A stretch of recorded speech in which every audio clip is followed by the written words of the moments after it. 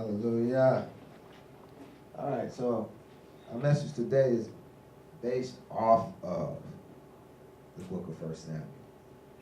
Our reading was in First Samuel for today, and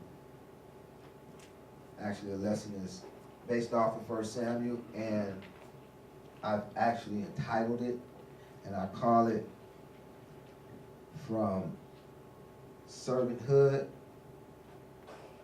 Finding Comfort in the Uncomfortable. So from servanthood and learning how to find comfort in the uncomfortable to sovereignty. So from servanthood to sovereignty. Now I pray that you can all grasp this concept, for it is as real as it is abstract.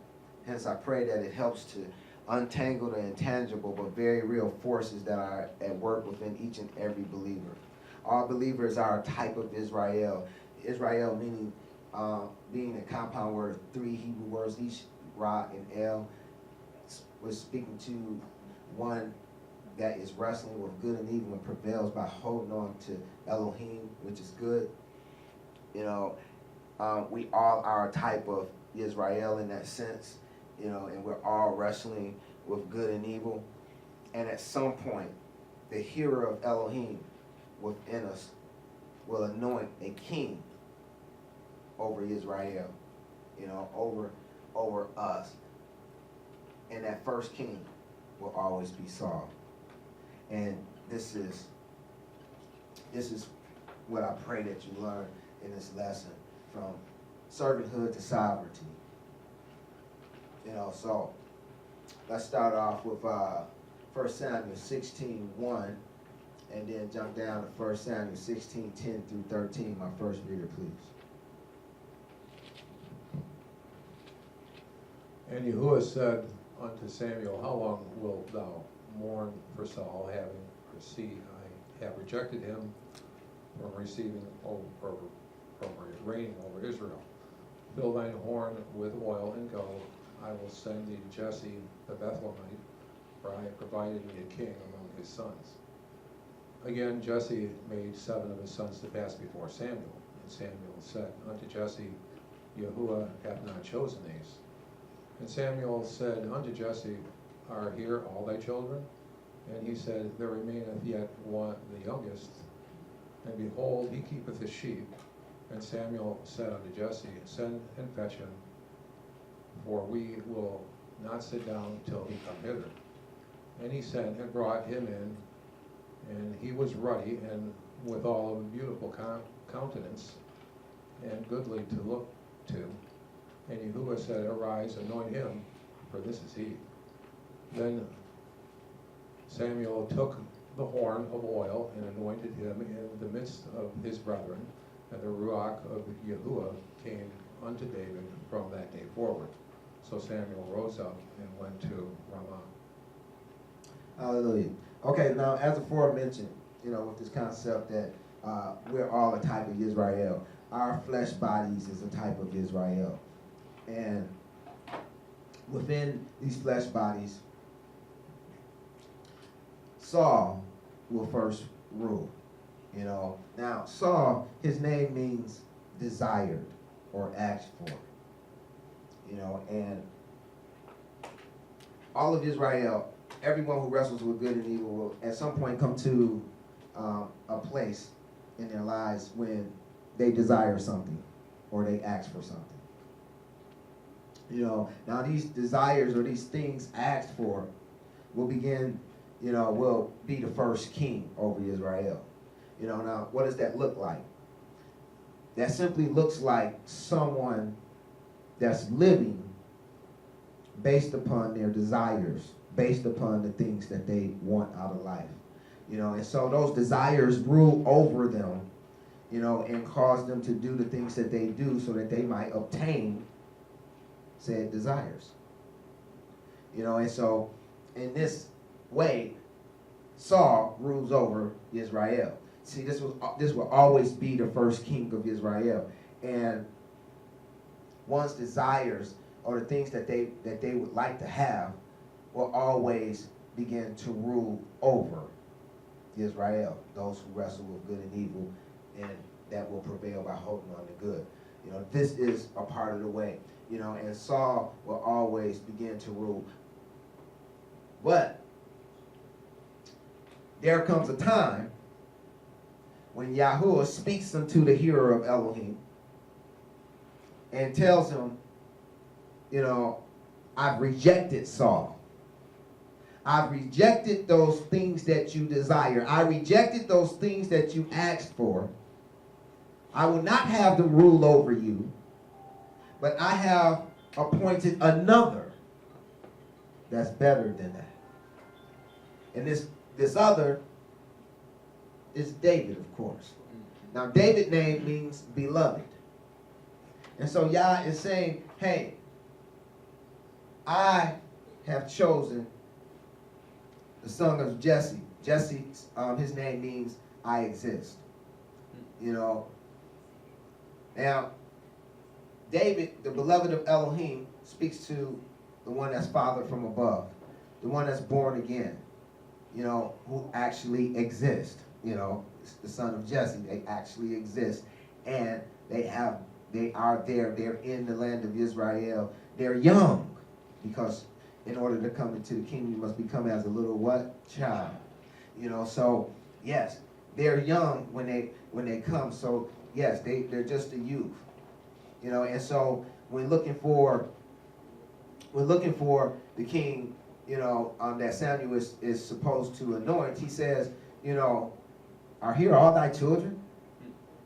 You know, and he's told, no, there remaineth yet the youngest, and behold, he keepeth the sheep.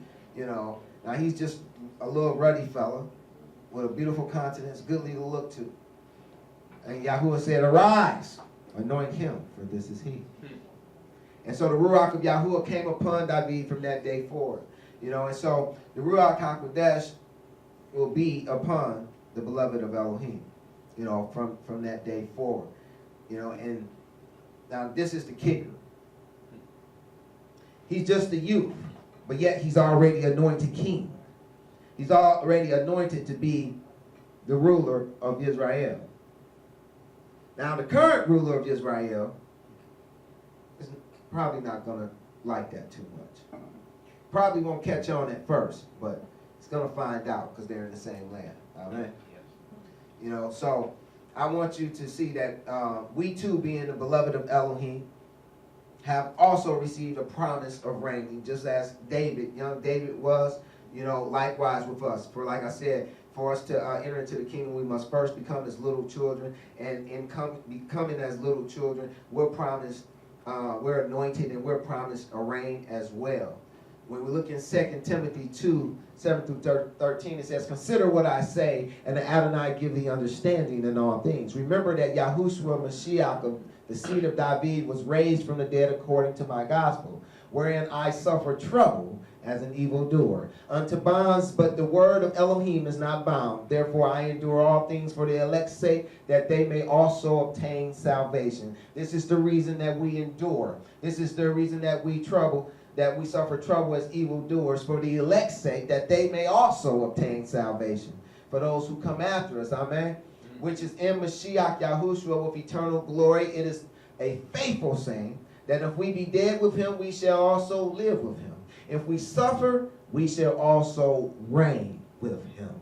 If we deny him, he also will deny us. And if we believe him not, yet he abideth faithful. He cannot deny himself. See, I want you to see that we also shall reign with him. We also have been anointed and promised a reign. Revelation 20 verse 6 says, blessed and holy is he that hath part in the first resurrection. On such the second death have no power, but they shall be priests of Elohim and of Mashiach, and shall reign with him 1,000 years. So I want you to see that just as young David, the young beloved of Elohim, so are we when we're fathered from above. We're young and we're beloved of Elohim, and we too are anointed and promised a reign in Yah's kingdom. So that's really important to understand, you know. And many of us get all excited about this, and it is something to be excited about, but it's not automatic for one to just become a sovereign. They must be a servant before they become a sovereign. Revelations 5:10 said, and has made us unto our Elohim kings and priests. We shall reign on the earth. So you see, we all are promised a reign. We all are promised a kingship, in Yahushua HaMashiach. We are, as the young beloved David, we are promised a reign, and as young David, the beloved of Elohim, we're going to have to go through the same things that he went through. So in learning what he went through, we learn what we have to go through. Amen. Galatians 4:1 and 2 says, now I say that the heir, see, we're heirs, amen. Now I say that the heir, as long as he is a child, we are heirs, we are children. We must become as little children. Now I say that the heir, as long as he is a child, differeth nothing from a servant, though he be Lord of all. But is under tutors and governors until the time appointed of the Father. That's important to understand, for even as our young David in the story of David, even as those of us who become as little children in Mashiach Yahushua, we differ nothing from a servant. That's important to understand. We're under tutors, we're under governors until the time appointed of the Father. Let me have my next reader read 1 Samuel 16:15 through 22, please. And Saul's servant said unto him, behold, now an evil spirit from Elohim troubleth thee. Let our Lord now command thy servants, which are before thee, to seek out a man who is a cunning player on a harp. And it shall come to pass, when the evil spirit from Elohim is upon thee, that he shall play with his hand, and thou shalt be well. Then answered one of the servants and said, behold, I have seen a son of Jesse the Bethlehemite, that is cunning in playing, and a mighty valiant man, and a man of war, and prudent in matters, and a comely person, and Yahuwah is with him. And David came to Saul and stood before him, and he loved him greatly, and he became his armor bearer. And Saul sent to Jesse, saying, let David, I pray thee, stand before me, for he hath found favor in my sight. Hallelujah. Okay, so we see here in verses 15 and 16 of 1 Samuel that Saul's servant said unto him, behold, now an evil servant, evil spirit rather, from Elohim troubleth thee. So I want you to understand that, prior to Saul at the time when Saul got rejected of Yah, he also sent him an evil spirit. And this evil spirit, so now I want you to understand the implications of that spiritually. Spiritually, Israel has a king that has an evil spirit. Okay? Israel, being us, our flesh bodies, have a king that has an evil spirit. That king's name is Saul. Saul means desired or asked for. So we have a spiritual picture of us having a king that has that's ruling over us, that speaks to our desires, that speaks to the things that we ask for, but it has an evil spirit. In other words, sometimes it asks for things that it shouldn't have. It asks for things that's not pleasing in Yah's sight.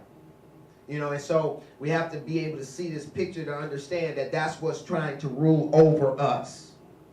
That's what's ruling over us until the beloved of Elohim, which is just a child, is ready, is mature enough to rule over us. Then Saul is ruling over us. Our desires are ruling over us. Even those desires that have an evil spirit, those desires that ask for things that is not in Yah's will for us, is ruling over us. I pray that you can see that picture. Okay? Now, knowing that, it's suggested that he command the servants which are before thee to seek out a man who is a cunning player on an harp. Now They understood something that a lot of people don't understand today. They understood way back when this scripture was written, and that is that worship, that praise can cast out evil spirits. Hallelujah. That praising Yah can cause evil spirits to flee. And so here it is. They asked for someone to do just that. And lo and behold, the beloved of Elohim is chosen for such a task. You know, so we read in verse 18, then answered one of the servants and said, behold, I have seen a son of Jesse, the Bethlehemite, speaking of the house of bread. Hallelujah. Yahushua is that bread of life. So we're talking about one from the house of bread, a child from the house of bread, even one that's fathered from above in Yahushua, you know, who is the bread of life. That is cunning and plain. That is a praiser that praises and worships the Most High. A mighty, valiant man, a man of war and prudent in matters and a comely person. And guess what? Yahuwah is with him. Yes, he is. You know, that's the one that Yah has in mind to rule over all of Israel all along. But unbeknownst to Saul at the time, you know, here it is, he comes and he's helping Saul with this issue of the evil spirit. And it tells us in verse 21 that David came to Saul and stood before him, and he loved him greatly, and he became his armor bearer. And Saul sent to Jesse, saying, let David, I pray thee, stand before me, for he hath found favor in my sight. Or he got a job. So, of course, Jesse acquiesces. You know, let me have my next reader read 1 Samuel 17, 45 through 50, please.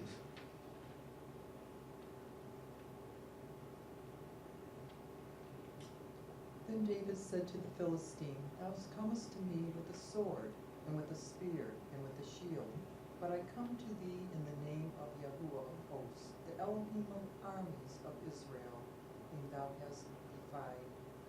This day will Yahuwah deliver thee into mine hand, and I will smite thee, and take thine head from thee.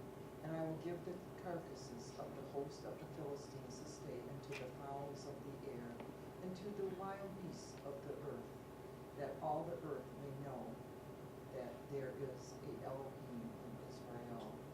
And all this assembly shall know that Yahuwah saveth not with sword and spear, for the battle is Yahuwah's, and he will give you into our hands. And it came to pass, when the Philistine arose and came and drew nigh to meet David, that David hasted and ran toward the army to meet the Philistine. And David put his hand in his bag and took thence a stone, and slang it, and smote the Philistine in the forehead. And that stone sunk into his forehead, and he fell upon his face to the earth. So David prevailed over the Philistine with a sling and a stone, and smote the Philistine, and slew him. But there was no sword in the hand of David. Hallelujah. Okay, I don't want you to lose sight of the picture. So, you know, what we have here, we have a spiritual picture of Israel staying a believer in Yah. Okay, so here it is, he has a ruler over him, which is Saul. Saul, the desires, or the things that they're asking for is ruling over Israel, is ruling over the person, ruling over the believer. You know, but then there's one that's fathered from above, you know, even one that's beloved of Elohim, that's within the land.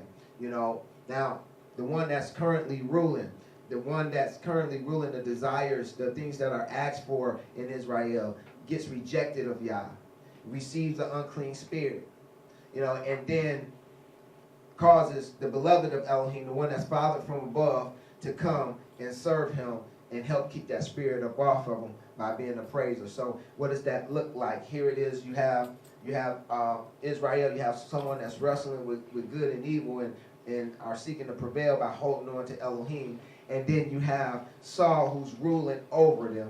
And these desires and these things that he's asking for, sometimes they are not in the will of Yah. And so as of now, you have the believer, the beloved of Elohim, the one that's fathered from above, that's within that same land. When Saul receives that evil spirit and it seeks to lead Israel astray, you know, the beloved of Elohim comes in and begins praising Yah and causes that spirit to flee.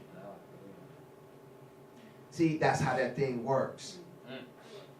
Okay, now, so that goes on like that for a while, and then the next thing we read about with the young beloved of Elohim is that, you know, is that within Israel, the chief, one of the chief enemies, you know, pops up. You know, this giant by the name of Goliath. You know, he pops up in the land. So there's big trouble with the believer. And here it is, Saul and all his camp, you know, are shaking in their boots. You know, the desires and the things that are asked for that's ruling over Israel is shaking in their boots. But the beloved of Elohim, he steps up to the plate. And he says, I'll take care of this.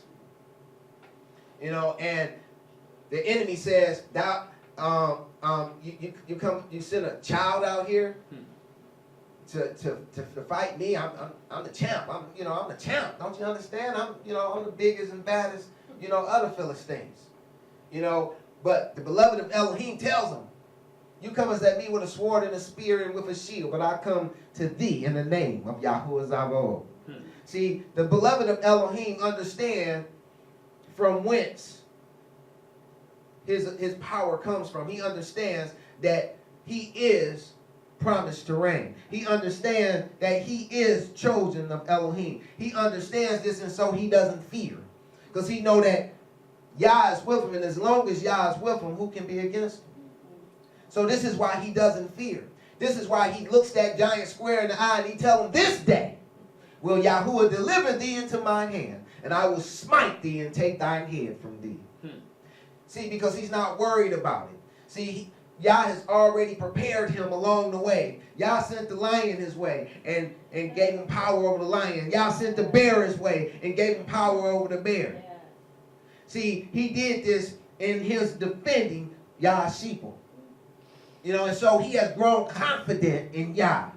See, and this is how it is with each of the believers. Each of us believers who are fathered from above, this young beloved of Elohim that dwells within us, will begin to mature. He will begin to win victory after victory in Yah. Until he comes to be confident. So confident that when big trouble arises, he has no fear of confronting it head on. Even when the king himself, even when the one who's ruling over the body, the desires and the things that are being asked for, running cower, he will meet them head on. Because he understands, as verse 47 tells us, that the battle is Yahuwah's. And that he will give them into his hands. And so it tells us in verse 50 that David prevailed over the Philistine with a sling and a stone. As long as you have your sling and your stone, you don't have anything to worry about. As long as you can sling the rock of Elohim at the enemy, you don't have anything to worry about. See, because Yahushua is our rock. And as long as we can throw him at the enemy, we don't have anything to worry about. Amen? Now, I want you to know and understand that this is customary with the life of Yah's beloved. This is customary with those of Israel. This is customary with how it will go.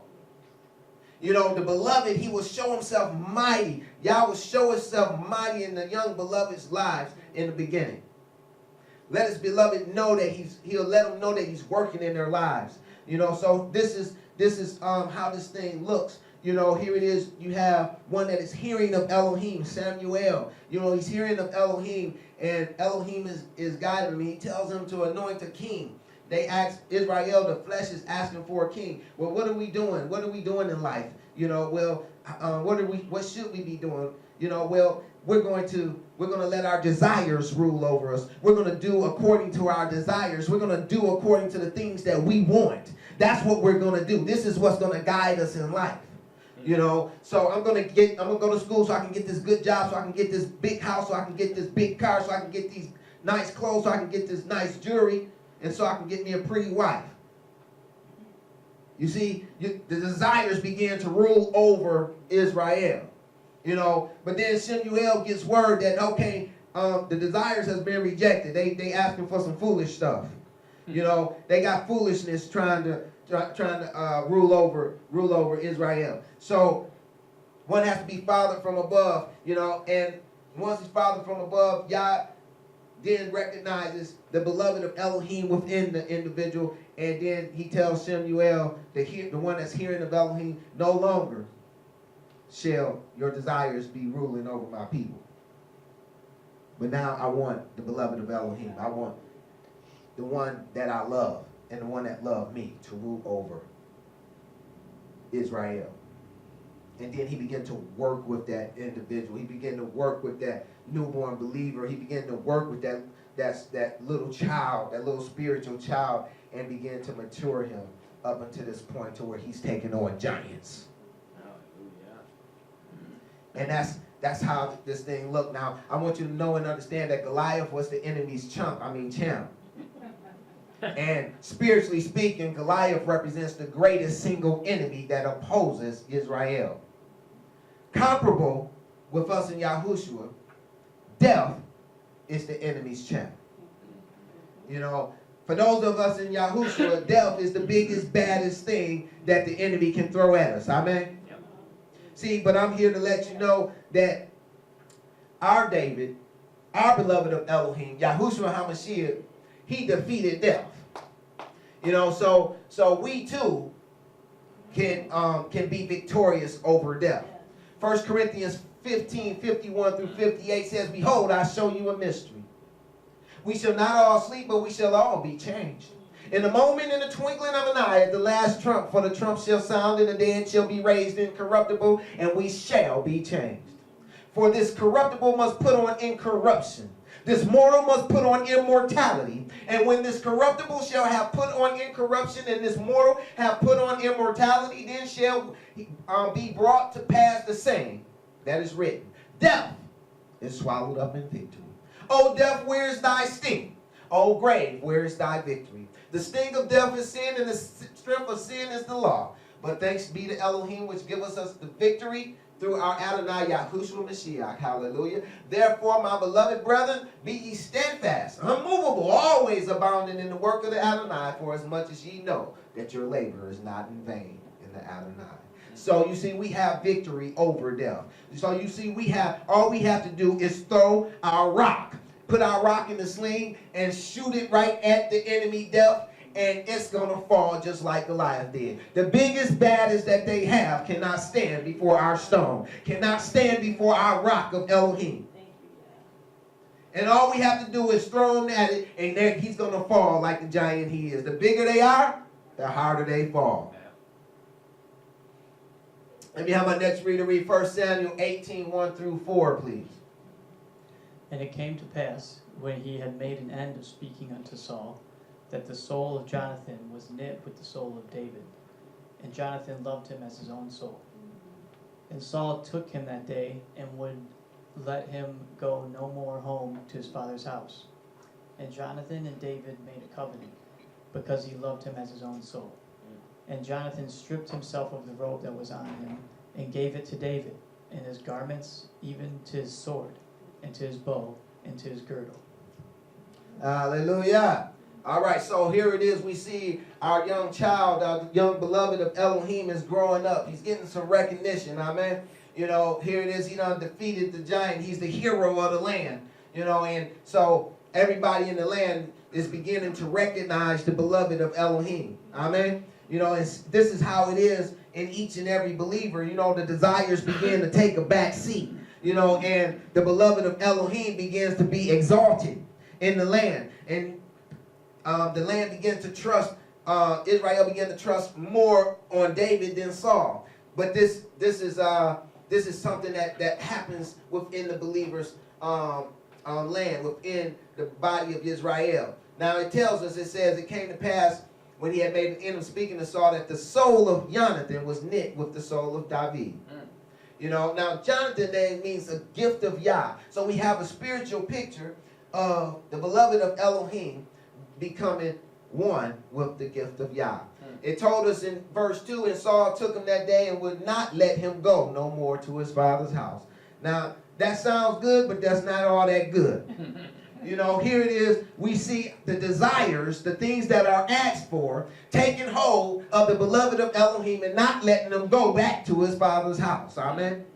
We know who his father is because he's father from above. He won't let him go home. Amen. So here it is. He's here to stay. You know, and he's here to serve the desires. Now we have the beloved of Elohim serving the desires and the things that are asked for of Israel. You know, now he becomes covenanted. It tells us in verse 3 that Jonathan and David made a covenant because he loved him as his own soul. So now we see that he's covenanted with the gift of Yah. Okay, so now here it is. We have our young beloved of Elohim being one with a gift of Yah. So this is just a spiritual gift that's given to the believer. Can you see that? Now, Pete, it says in verse 4 that Jonathan stripped himself of the robe that was upon him. You know, now Jonathan was the prince, and he gave it to David and his garments, even to his sword, his bow, and to his girdle. So here we have a spiritual pic of the beloved of Elohim being taken by his desires, by the things that he asked for, and covenanting with the gift of Yah, which in turn covered him with prestige, honor, as well as protection from his enemies. Sounds good, doesn't it? In the natural, it sounds good. But in the spiritual, it looks like a bribe to me. So likewise with the beloved of Elohim and Yahushua, they too are seized by their desires, their righteous desires as well. Don't think just because your desires is ruling over, you know, that the righteous ones is A-okay. No, anything that gets in the way of Yah, whether it's a righteous desire or a bad desire, if it gets in the way of what Yah is trying to do in your life, it's a problem. Acts 1:20 through 22 says, "For it is written in the book of Psalms, let his habitation be desolate, let no man dwell therein, and let his bishopric take another, let another take." Now this, of course, is speaking of Judas, the betrayer of our Messiah, Yahushua, and these are his apostles, and this is Cephas or Peter that's speaking. You know, and what I'm trying to show you is that Peter is like an example of the child of the beloved of Elohim that's fathered from above. You know, and here it is. I want to show you that he too was seized by his desires. And this is a picture of that in Acts 1:20 through 22. You know, his desire, his righteous desire to fulfill scripture. You know, but everything has to be in Yah's timing and order. And not to say that this wasn't, but I'm just using it for the sake of the example. You know, verse 22 says, 21 says, "Wherefore of these men, which have accompanied us all the time that the Adonai Yahushua went in and out among us, beginning from the baptism of Yochanan unto the same day that he was taken up from us, must one be ordained to be a witness with us of his resurrection." So he recognized, Peter recognizes that the bishopric of Judas had to be replaced. Another one had to be ordained to be a witness with them to make the 12 be complete again. Because 12 speaks to divine government. The divine government was incomplete because one was missing. So they had to ordain another. Okay? Now, this is like Saul, you know, taking David and not letting him go home no more. You know, becoming a permanent part of something. You know, and it says because of their covenant with the gift of Yahuwah, they are covered with prestige. This is what happened with David, the beloved of Elohim. This is what happens with the beloved of Elohim and Yahushua HaMashiach as well. Acts 2:1 through 4 shows us how the beloved of Elohim was covered with prestige. Let me have my next reader read Acts 2:1 through 4, please. And when the day of Pentecost was fully come, they were all with one accord in one place. And suddenly there came a sound from heaven as of a rushing mighty wind, and it filled all the house where they were sitting. And there appeared unto them cloven tongues like as of fire, and it sat upon each of them. And they were all filled with the Ruach Kodesh, and began to speak with other tongues as the Ruach gave them utterance. Hallelujah. I don't want to be overlooked either that, all this dealing with the life of the beloved, and when he began to get recognized, the doorway to all this was his praise. That was the doorway. He was recognized for his praise, for playing the harp. And that's what opened the door for all of this. And it's a lesson in that in and of itself as well. Your praise can be a doorway. So here it is. We see that they're covered with prestige. The Ruach HaKodesh falls upon them. They begin to speak in tongues. Peter is filled with the Ruach and begins to speak to the people and cause them to become part of Mashiach. So we see a spiritual picture of them being covered with prestige, even as Jonathan, the gift of Yah, gave David his robe. So we see this covering being put upon them. Also, they're covered with honor. Acts 3:6-8 says, and Peter said, silver and gold have I none, but such as I have give I thee. In the name of Yahushua, Mashiach of Nazareth, rise and walk. And he took him by the right hand, and lifted him up, and immediately his feet and ankle bones received strength.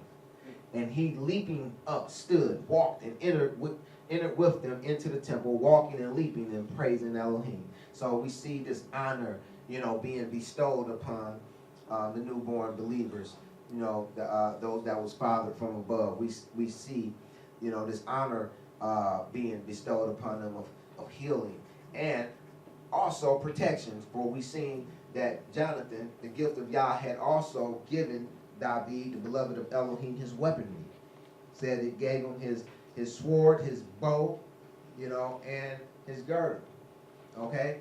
And we see likewise with those that are gifted of Yah, the beloved of Elohim and Yahushua that are gifted of Yah, is also given protection from their enemies. Acts 5:17-20. My next reader, please. Then the high priest rose up, and all they that were with him, which is the sect of the Sadducees, and were filled with indignation, and laid their hands on the apostles, and put them in the common prison. But the angel of Yahuwah by night opened the prison door, and brought them forth, and said, go and stand and speak in the temple to the people all the words of this life. Hallelujah. So here it is. We see that the gift of Yah has also provided protection from the beloved's enemies, the beloved and Yahshua's enemies. The enemy put them in prison, and the gift that was given them of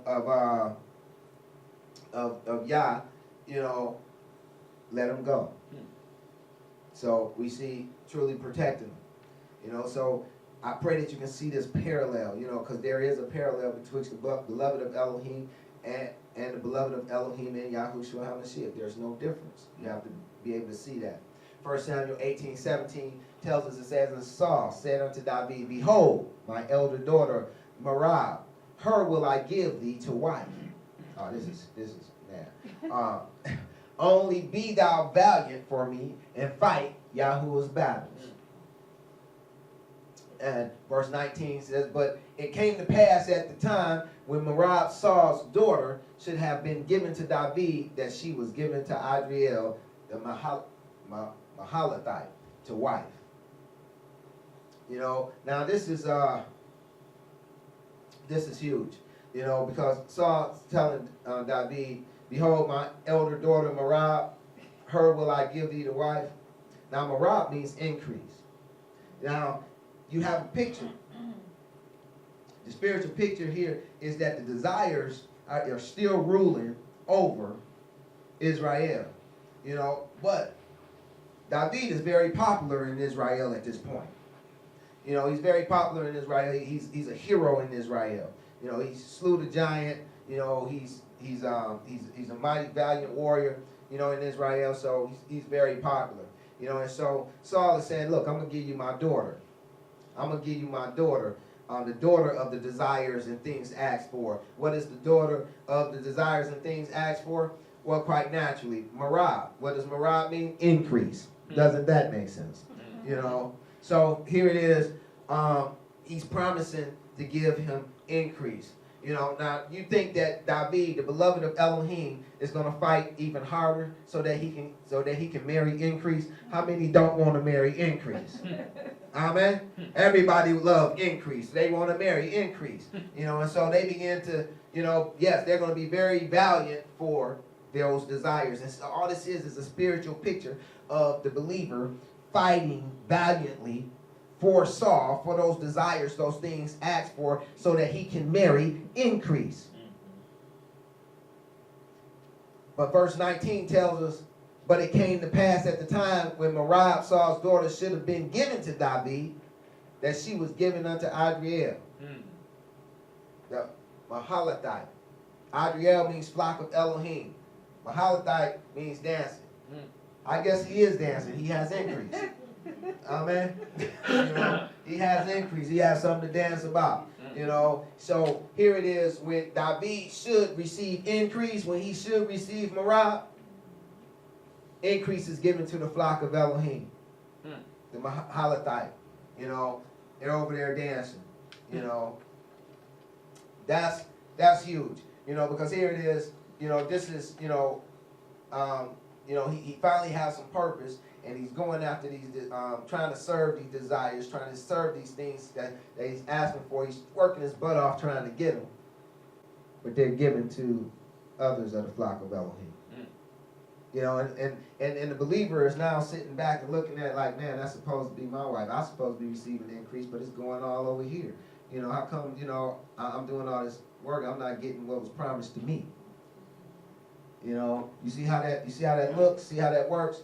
You know, verse 25 says, and Saul said, thus shall ye say to David, the king desireth not any dowry, but 100 foreskins of the Philistines to be avenged of the king's enemies. Now, just a little backdrop, you know, after he gave Merab away, after he gave the increase that supposed to went to David elsewhere in the flock, he promised him another one of his daughters. You know, this daughter was Micah. Now, Micah loved him, or Michal. Michal loved him, you know, and he found out and he said, okay, well, I'll give her to David, right? Okay, and David, you know, so he's telling them, you know, look, this is all you have to do. Bring 100 foreskins of the Philistines to be avenged of the king's enemies.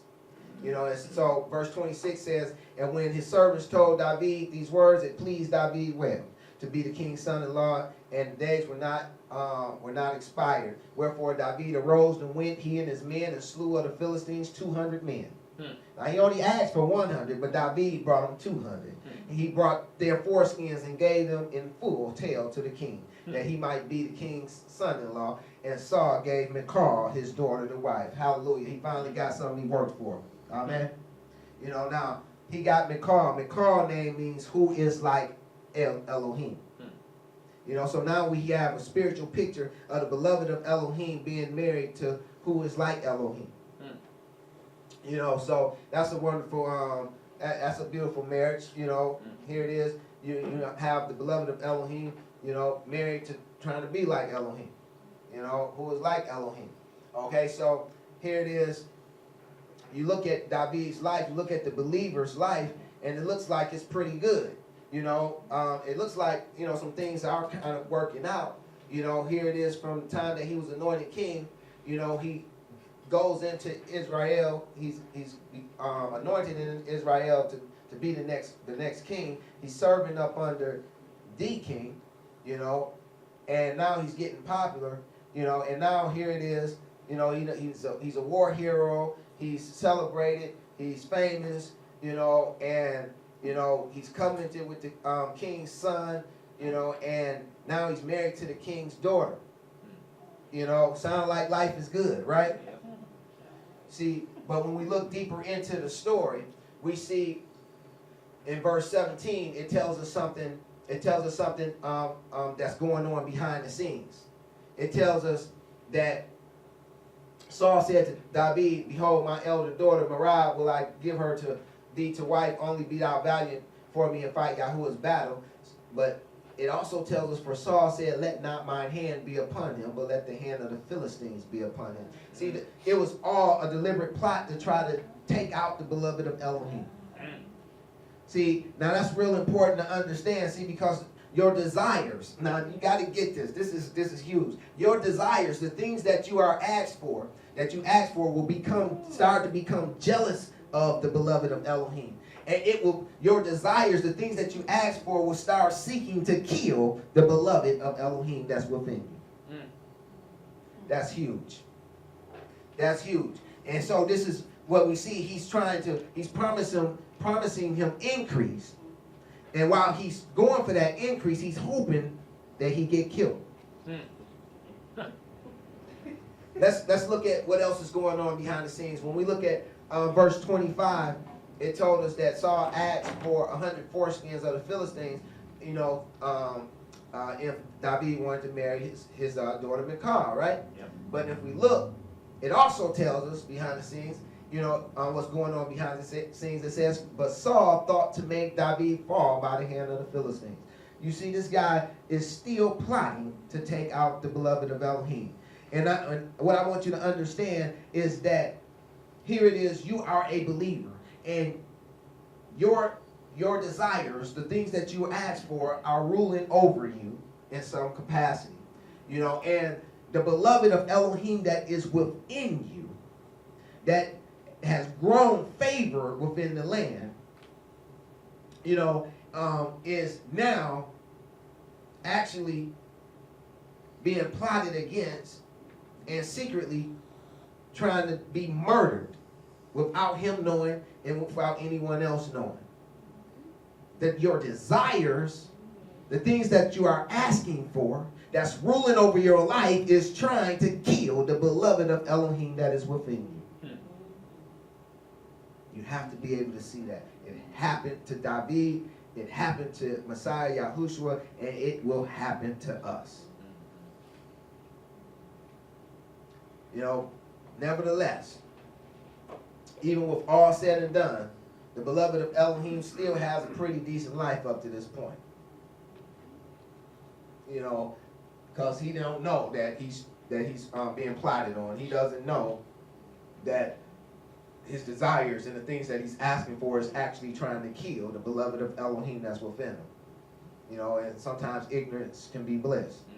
But lest you think that it's being automatic up to this stage, let me point out a very important element of David's life that oftentimes go unnoticed. See, yes, he has some things that, that he's accomplished, and he has some things that he can be proud of, and Yah has been working mighty in his life.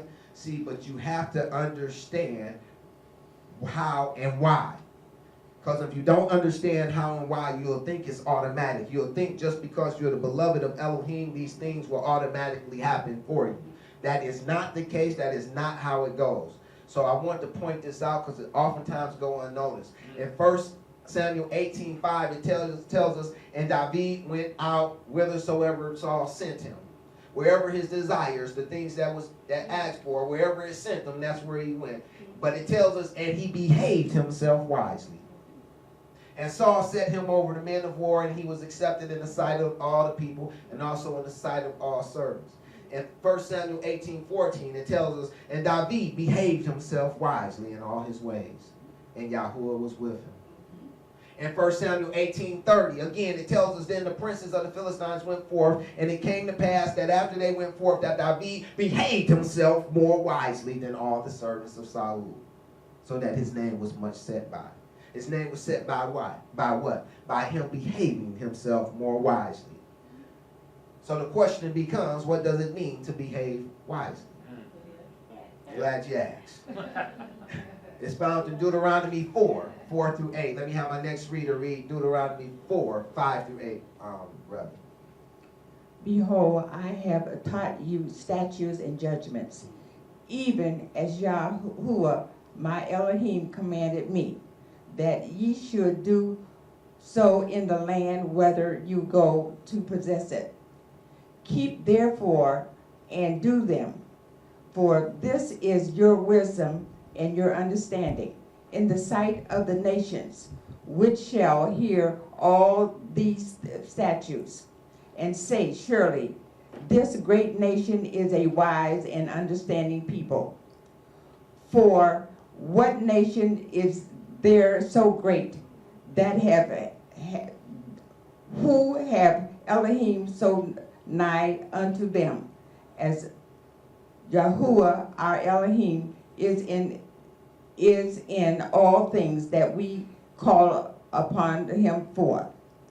And what nation is there so great that have statutes and judgments so righteous as all this law, which I set before you this day? Hallelujah. So here it is. We see that the statutes, the judgments, is for your wisdom and your understanding. So when it tells us that David acted or behaved wisely, it's telling us that he was adhering to Yahuwah's statutes and judgments. And this was his wisdom. This was his understanding. This is what served him. This is what protected him. This is what made him beloved of Elohim. So you see, it's not automatic. It's not an automatic thing. You have to behave yourself wisely. Any of you that make it to the point to where you're fathered from above, yes, that one that's fathered from above is beloved of Elohim. But those things that causes the beloved to become mature, those victories that are won by the beloved, it does not come automatically. It comes by the beloved behaving wisely. It comes by the beloved adhering to the statutes, the judgments, the commands of Elohim. We must learn that the keeping of the word of Elohim is what causes us to behave wisely, and everything else is foolishness. 1 Samuel 19, 1 and 2 says, And Saul spake unto Jonathan his son, and to all his servants, that they should kill David. But Jonathan, Saul's son, delighted much in David. And Jonathan told David, saying, Saul, my father seeketh to kill thee. Now therefore, I pray thee, take heed to thyself until the morning, and abide in a secret place, and hide thyself. Wow. It's no longer hidden, is it? David is now made known that beyond a shadow of a doubt that, hey, his desires and the things that he asks for is trying to kill the beloved of Elohim that is in him. See, and Israel will begin to see that. Once you mature, and the beloved of Elohim in Yahushua that's in you begin to mature, he will begin to see that those evil desires and things asked for, and even some of the righteous ones, are trying to kill the beloved of Elohim. And even more reason to behave wisely. Amen. 1 Samuel 19, 9 through 12, and the evil spirit of Yahuwah was upon Saul. And he sat in his house with his javelin in his hand. And David played with his hand, and Saul sought to smite David even to the wall with the javelin. But he slipped away out of Saul's presence, and he smote the javelin into the wall, and David fled and escaped that night. Saul also sent messengers unto David's house to watch him and to slay him in the morning. And because David's wife told him, saying, If thou save not thy life tonight, tomorrow thou shalt be slain. So Michal let David down through a window, and he went and fled and escaped. And 1 Samuel 23, 15 and 16. And David saw that Saul was come out to seek his life. And David was in the wilderness of Ziph with a wood. And Jonathan, Saul's son, arose and went to David in the wood and strengthened his hand in Elohim. See, now what we see here is that the beloved of Elohim, that even within the camp of Saul, even within the camp of the desires and the things that's asked for, that's perplexed with an evil spirit, that the beloved of Elohim still has favor. The gift of Yah that he's been given, that he's covenanted with, serves him well, saves him from death. As well as his wife, who is like Elohim. he's married to one who is like Elohim. You know, he's one with one who is like Elohim, meaning that he's trying to be like Elohim. You know, and that also saves his life. You know, so we have to see the lessons here for the beloved of Elohim. We have to see that these things will help us. You know, the gift that we receive from Yah, you know, will help us to keep the beloved of Elohim alive. And trying to be like Elohim will likewise save us from death. Now, at some point, it becomes evident that in spite of being covenanted with the gift of Yah and being married to who is like Elohim, that if you don't separate from your desires and the things you're asking for, that has this evil spirit that comes upon it from time to time, that Saul eventually is going to kill you. So if you're the beloved of Elohim, there comes a point in time when you realize that your desires and the things that you're asking for are not in your best interest, that they are trying to kill you. You know, and there comes a time when you acknowledge that, yes, even though you've been gifted of Yah, even though you try to be like Elohim, Saul is going to kill you. Your desires and the things that you're asking for will be the death of you. And you're going to have to separate yourself from it. And this is what we see happens in David's life. In 1 Samuel 27, 1 and 2, it says, and David said in his heart, I shall now perish one day by the hand of Saul. There is nothing better for me than that I should speedily escape into the land of the Philistines, and Saul shall despair of me and seek me any more in the coast of Israel. So shall I escape out of his hand. And David arose, and he passed over with 600 men that were with him to Achish, the son of Maok, king of God. Now, Achish means anger. Maok means oppression. Gath means winepress. So this is a spiritual picture of the beloved of Elohim now going to dwell in anger and oppression in the winepress. You know, so here it is. He's going through some suffering. He's dwelling in anger, and he has something to be angry about. You know, because the one who he's been serving, the one whose son that he's covenanted with, whose daughter that he's married to, you know, everything that came from his desires and the things that he's been asking for is trying to kill him.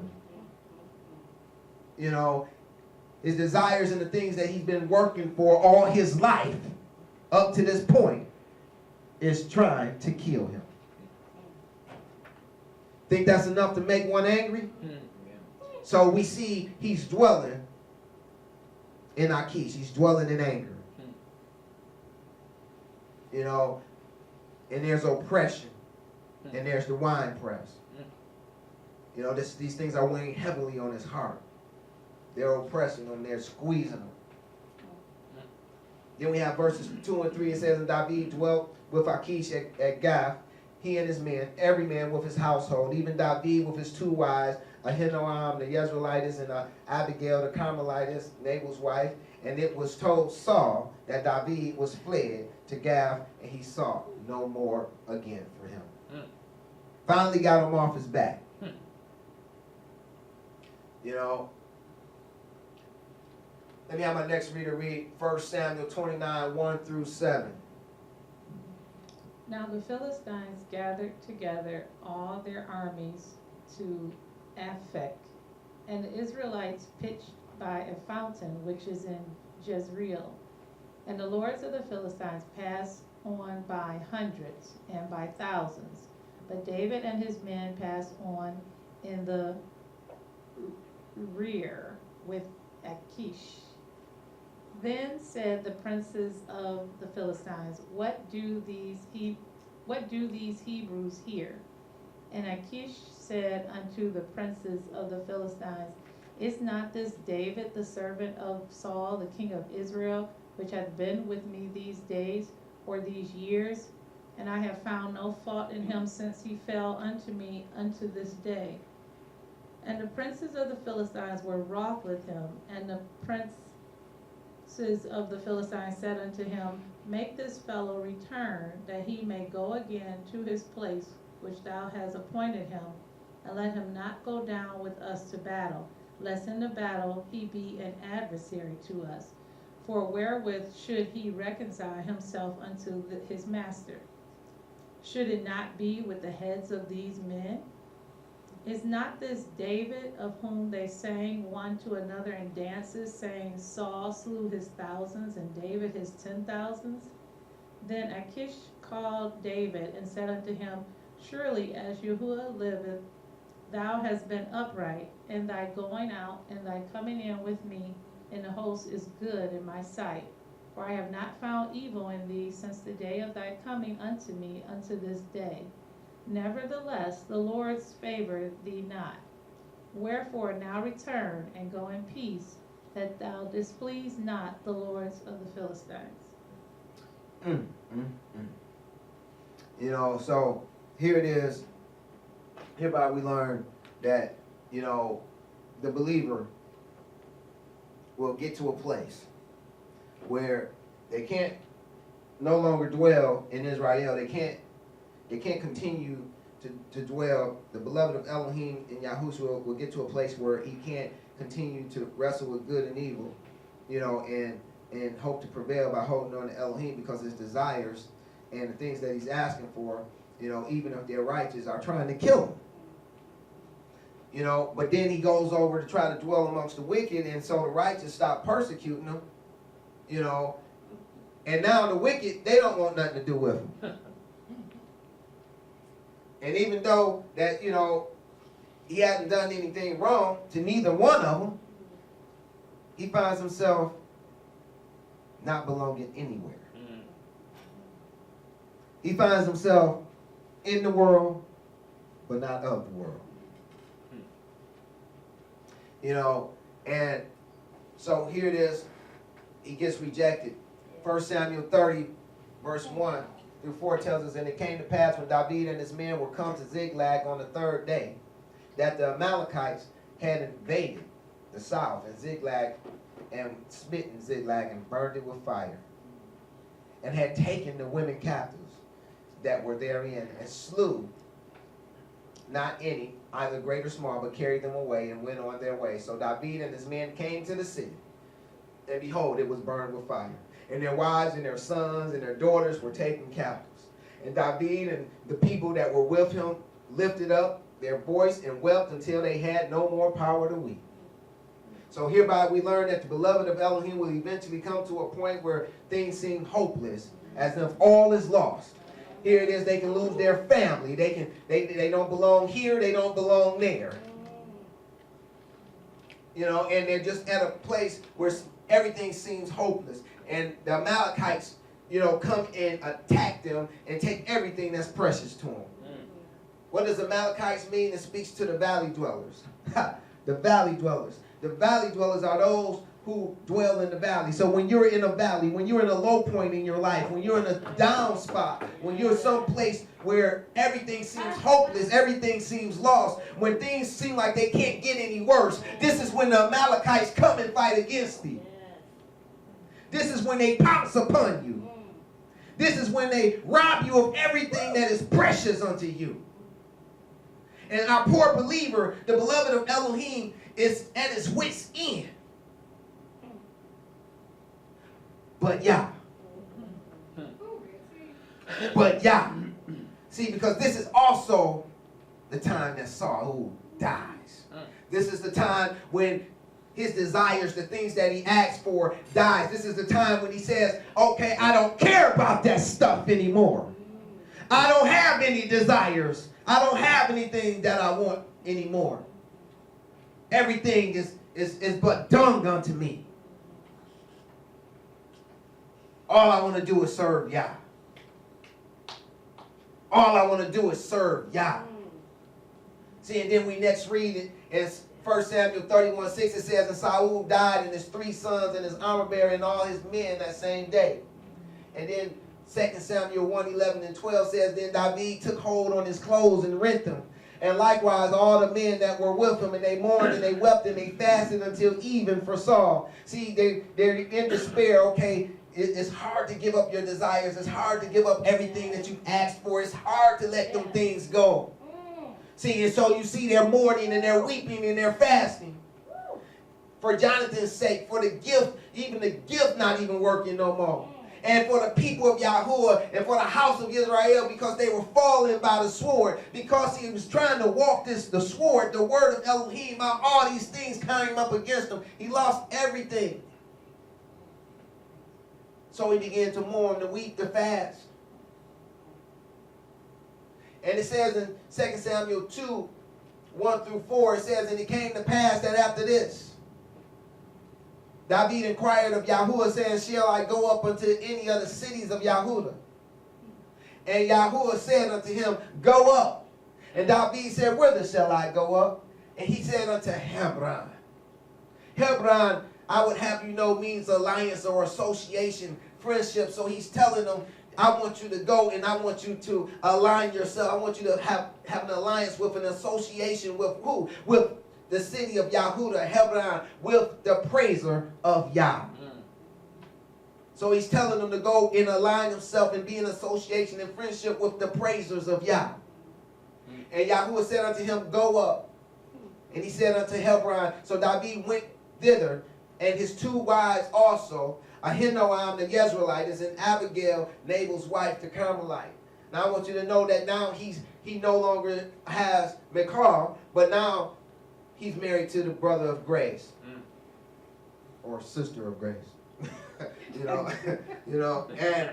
the Jezreelites was speaking to the planting of Elohim. So speaking about those of grace, of course, those are in Messiah Yahushua, who was our grace. A wonderful acronym for grace is God's redemption at Christ's expense. He was married to the brethren and sister of grace, the Jezreelites, the planting of Elohim, those in which Yah had planted. And also he's married to Abigail for father's joy. He's no longer getting joy from his desires. He's no longer getting joy from the things that he asked for. This joy isn't coming from that anymore. That's dead. Saul is dead. He's no longer ruling and reigning. See, now he's getting joy from the Father. The Father's joy is what he's married to. And she's a Carmelite, which speaking to he's becoming fruitful. He's bearing fruit. That's where his joy comes from. It comes from being fruitful. It comes from the Father up above. It comes from the one who Saul caused him not to be able to go home to. Verses 3 and 4, it says, and his men that were with him did David bring up every man with his household, and they dwelt in the cities of Hebron. And the men of Yahudah, the praisers of Yah, came, and there they anointed David king over the house of Yahudah. And they told David, saying that the men of Yabesh Gilead were they that buried Saul. And so here it is, we see the culmination of our young beloved. His destiny is to reign over the praisers of Yahudah, over the praisers of Yah. That is his destiny. That's the destiny of all the beloved of Elohim and Yahushua HaMashiach as well. That's all I have for you. Pray it was a blessing.